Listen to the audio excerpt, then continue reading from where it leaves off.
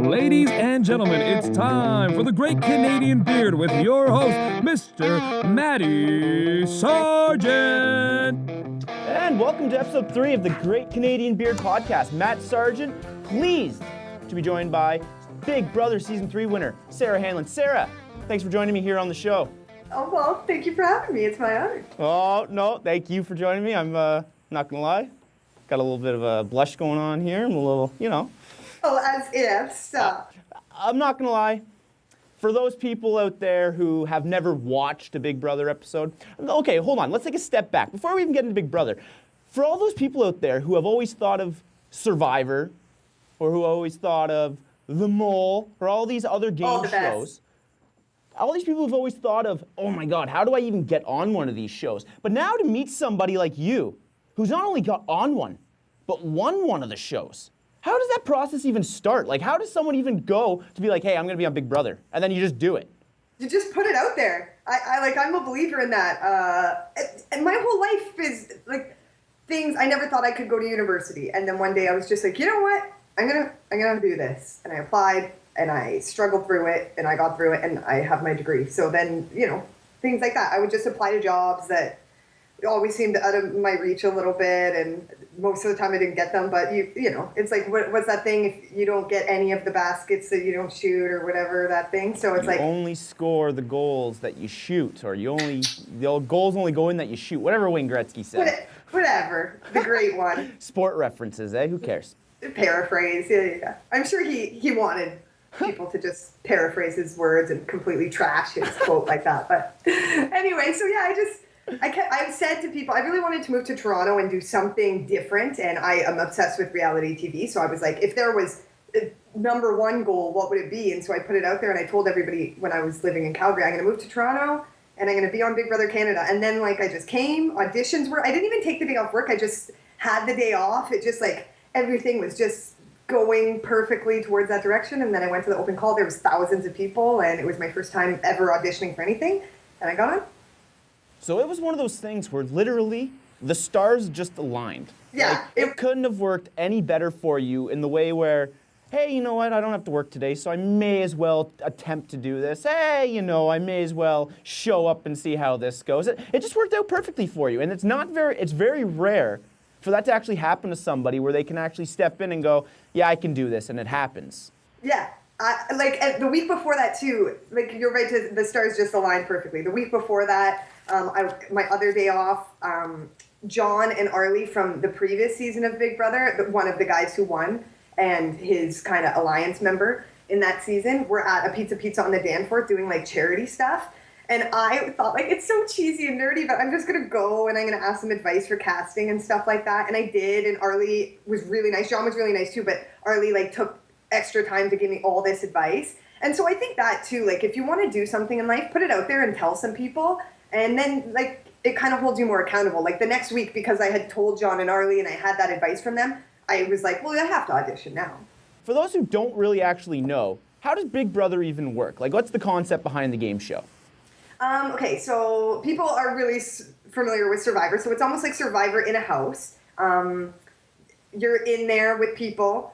In our season, it was 16. It can vary 10 to 16. Usually it's not much more than that. And then week by week, there's goofy competitions and some really serious, painful and weird, sitting in mealworms type of stuff and cold water and physical exertion, things that I'm freaking terrible at. So I did terrible at that part of it. But then if you win a competition, you get power, you nominate people, and then you nominate 2 people, and the rest of the house votes between those 2 people who they want to see leave. So it's tricky. If you get the power, one of those people stays. So then, then they're mad at you and their friends are mad at you. So it's really a social game more than anything. So it's one of those mind over matter games. Because, yeah, you're getting put into these really uncomfortable situations, but you almost have to just power through them to show that you want to be there. Not only do you want to be there, but you want to win. But you don't want to win so much where everyone starts picking on you. But you don't want to show that you don't want to be there too much so that everyone's just this person's not even here for the game. So there's a lot of games going on all at the one time. Oh, yeah. It's such a fine line. And I think the hardest thing is, you're right, is just mind over matter, is just being in there every day, because you're not on an island, which would be worse, obviously. But you're trapped in a house, no contact to the outside world, no magazines, no books. Like they take like the shampoo bottles and stuff. So you can't, there's nothing to read. You can't even read like in the rainforests of, anything about. You're getting to the point where you're trying to read the conditioner bottle just to see if there's a vitamin in there, and you don't even have that option. Don't even have that option. Yeah, that's. You can't pick the food you want to eat. Sometimes you're on like gruel type food. In our season, it was kind of like the theme felt like deprivation. So when we got in there was no furniture for 3 days. We didn't have our belongings for 3 days. No food, no water. We just had gruel, or there was water, but like nothing else to drink. So it's one of those throw you in there and see what happens situations, and let's just throw some cameras in there and hopefully no one dies.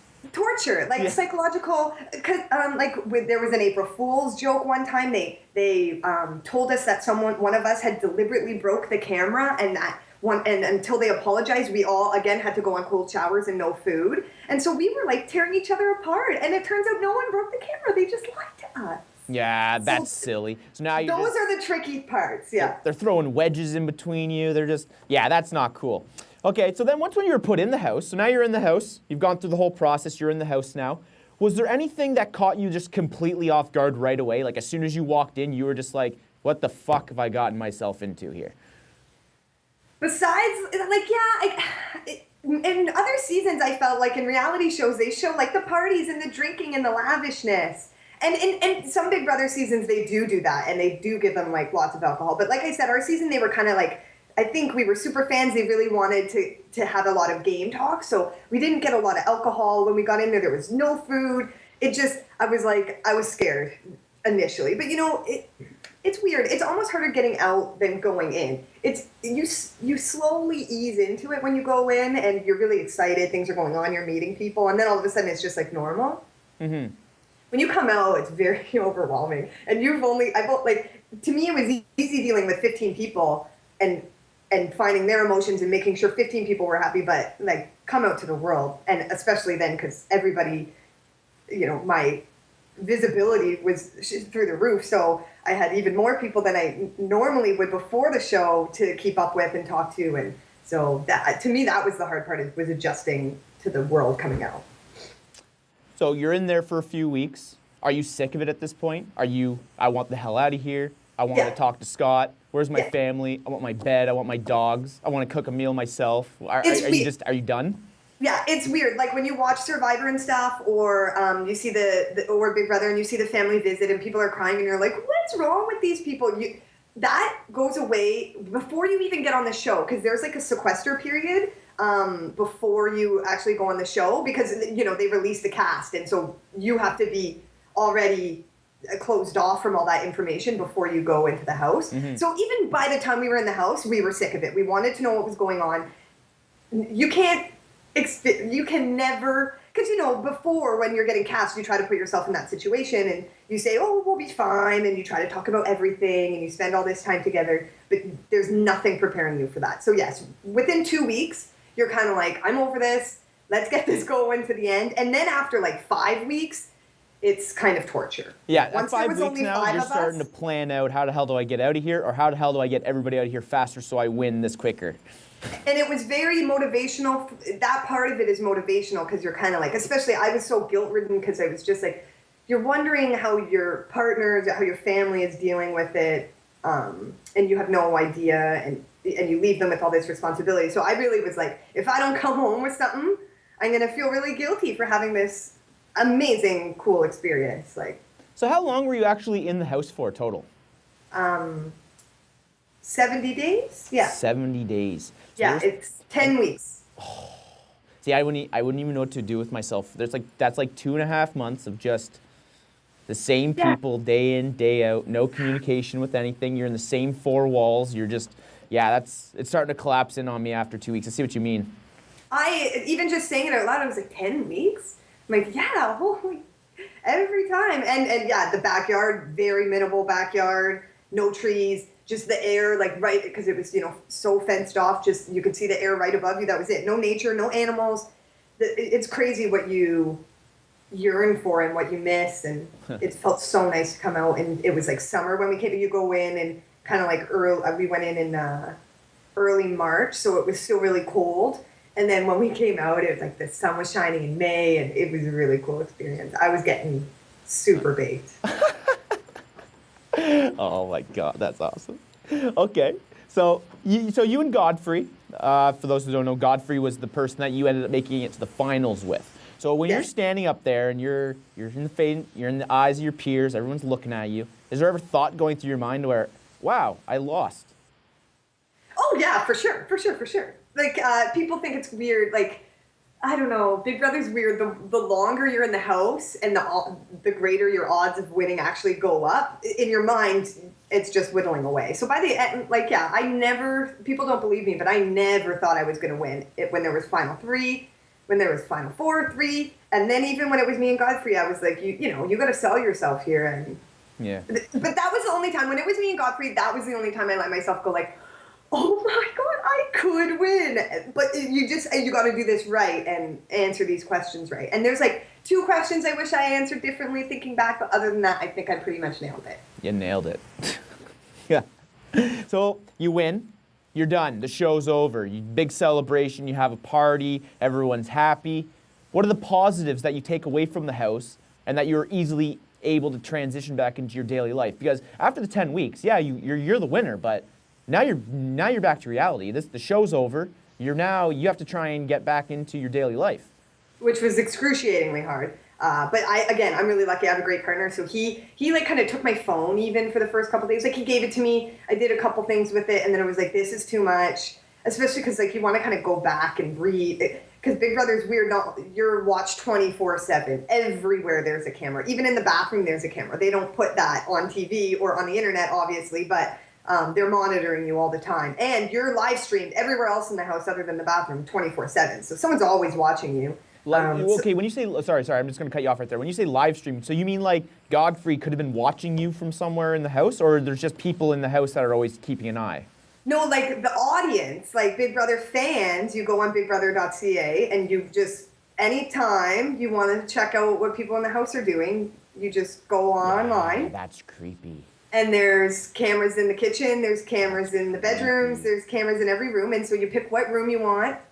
You see who's talking in what room, and then you go like, oh, I want to listen to Sarah's conversation, and not only do people watch it, people transcribe it. So that's how a lot of people keep up on Big Brother, like they're at work or whatever, and they will go on Twitter, and you can read what every single person is saying for 70 days. So when you get out, there's like this inclination to want to go look and see like what Godfrey was saying, to so-and-so or whatever. Was there ever a time where you looked back and was like, oh shit, I hope nobody caught that? Oh, every time. Like that's kind of the whole, we all, I mean, it's weird. When you're in the house, you're like, I'm not saying anything bad, but then of course, it's not bad, but you don't want to hear anything. Like even Brittany was my best friend on the show. We were ride or die. We did everything together. She's my best. Like you asked about takeaways coming out of the house. I mean, the connections I made with everybody, I love them all to death. And like Brittany especially, I've never met a more supportive, loving, awesome person in my entire life. And I would have never met her if it wasn't for Big Brother. And anyway, she helped me give me $100,000. So talk about like a great takeaway and yeah, it's a great way to kind of get your as I'm saying, you kind of get out of the house, right? But that's a great way to kind of get your feet back out from under you. You got some winnings, you got a little bit of this, a little bit of that to kind of help you out with.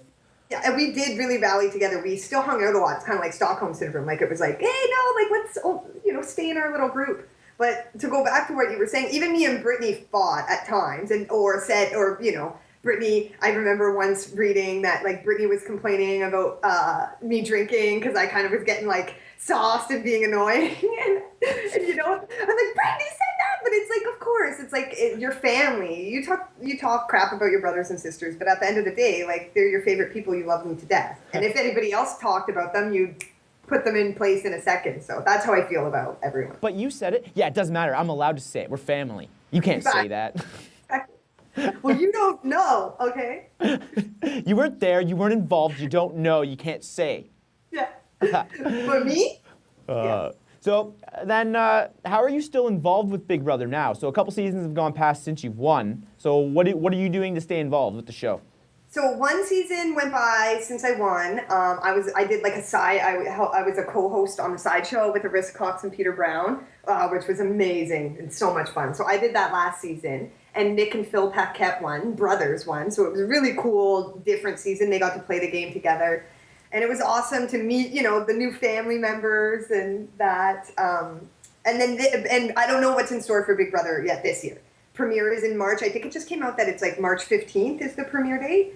So it's coming up actually pretty soon. So this episode will air probably first week of March, I'd say, or second week of March. So it'd probably be right around the same time.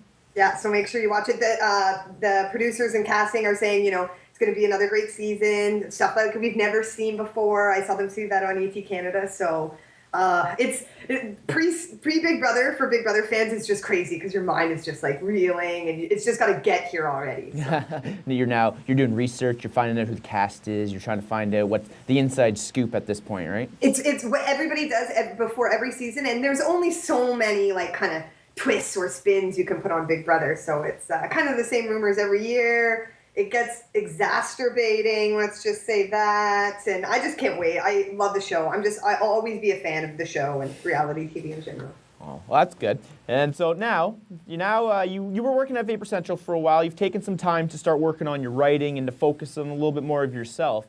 How is that going? And how are you finding that transition? Oh, it's been so cool. Like, it's a completely different life now. Every day is just kind of like an opportunity. Or if I'm lucky every day, not every day, obviously, but every once in a while, an opportunity comes in my lap and I take it. I started pretty much after Big Brother. I started writing for 24 Hours Toronto, which is like that newspaper that you get in like the subway in the orange box.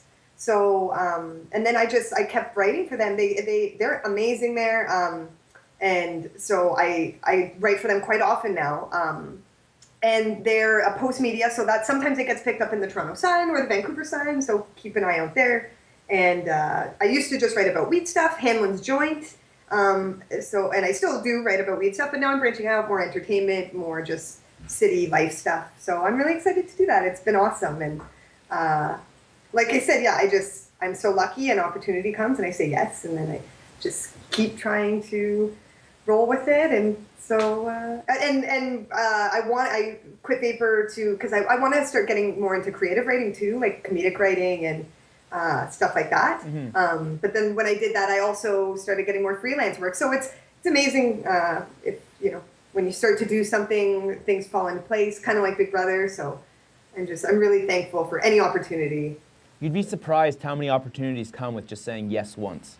It doesn't take much, but to say yes one time, now you're at the top of a list. And then that list keeps growing, but if you keep saying yes, you stay at the top. And that's for everybody out there. That goes in anything in life. If you say yes one time, don't be surprised if things start rolling in, as Sarah says.